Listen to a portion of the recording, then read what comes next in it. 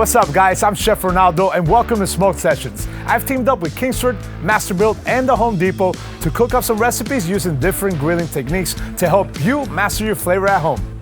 Today we're searing, more specifically reverse searing.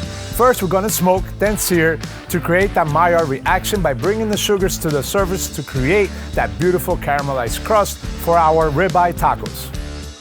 We're going to make the avocado salsa first so it has time to cool. I've loaded my hopper with Kingsford signature flavors made with real cumin and chili spices. I've lit my fire starter and set the temperature to 375 degrees. Now combine the salsa ingredients in a bowl, add the oil, and season with salt and pepper. Cook until blistered for about 3 to 5 minutes. This will add additional flavor to our salsa. Cook completely, then remove the seeds and cores. Put all ingredients in a blender, add avocado and vinegar. Blend until smooth, then cool in the refrigerator before serving. Now we're going to take our grill down to 200 degrees. Coat your steak with avocado oil and season both sides with sea salt and black pepper. Grill steaks for 10 minutes on each side.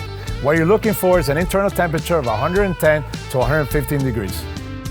Then pull the steaks and turn up the temperature to 600 degrees. Cook the steaks for another 2 to 3 minutes per side. Now slice it up and make sure you slice against the grain. Serve it on a warm tortilla with onions, cilantro, and your chilled avocado salsa. Let's have a taste. Wow, I love how we layer flavor in each part of this taco and topped it off with a kiss of the Kingsford signature flavors made with real cumin and chili spices. Thanks for watching. Now head over to the Home Depot to pick up your Gravity Series 1050 and Kingsford Charcoal. See you next time. Adios.